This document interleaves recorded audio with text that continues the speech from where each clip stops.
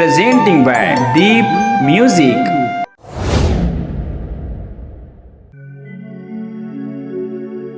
एगा कहाँ जात हस? आजकल गांव डहर नहीं दिखत। कहाँ जहाँ वो केवट के जाता हूँ, नदिया नरवा तरिया मोर रोजगार कहाँ जाहूँ। अरे मोरो तरिया हेगा, मछली ला निकाल दे बिकार। का हो ही वो निकाल दूँ।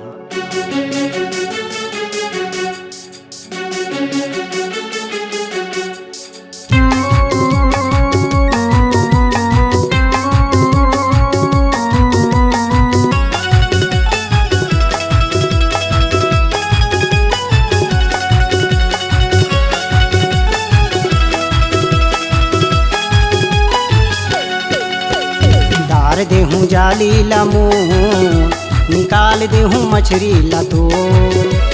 डार देहूँ जाली ला मोर, निकाल देहूँ मछली ला तो। डार दिन जाली ला तो, निकाल देना मछली ला मोर। डार दिन जाली ला तो, निकाल देना मछली ला मोर। भारी गहिरा है तरिया है तो।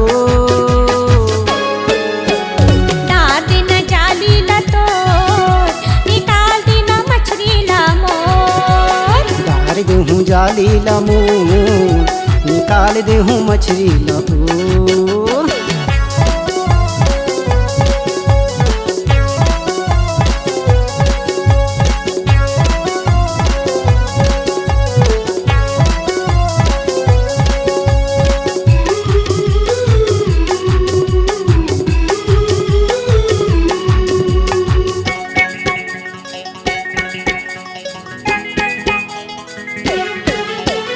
भारी गड्ढा हावै तरिया हतोर, सांसे ह पूरत नहीं हावै वो मोर।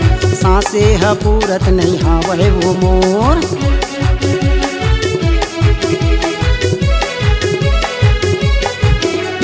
छोटे मोटे जाली ला झंडार पे तोर, भारी साइज दे हवै ग मछली हमोर। भारी साइज दे हवै ग मछली हमोर। निकाल देना,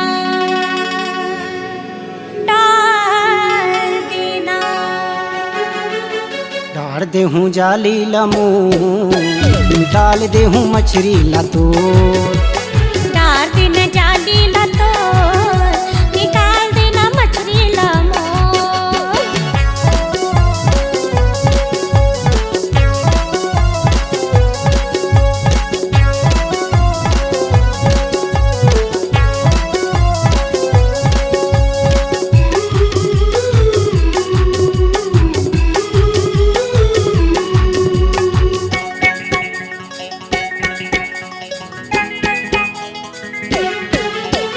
नोहर के वटह धंसत है तो तरिया में बड़े बड़े मछली ला धरही उखरिया।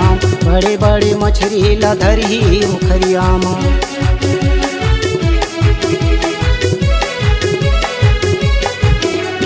बड़ी बड़ी केवट हमार नहीं पाइज, कहली तयाइज का नाम नहीं बताइज।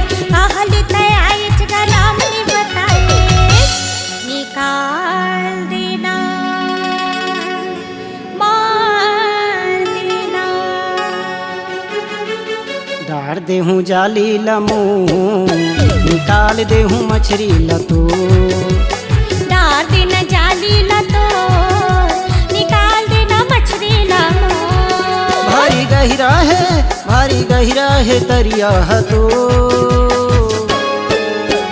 डार दिन जाली ला तो, निकाल देना मछली ला मोर। डार देहूँ जाली ला मोर, निकाल देहूँ मछली ला तो। डार दिन जाली ला तो, निकाल देना मछली ला मोर। डार देहूँ जाली ला मोर, निकाल देहूँ मछली ला तो।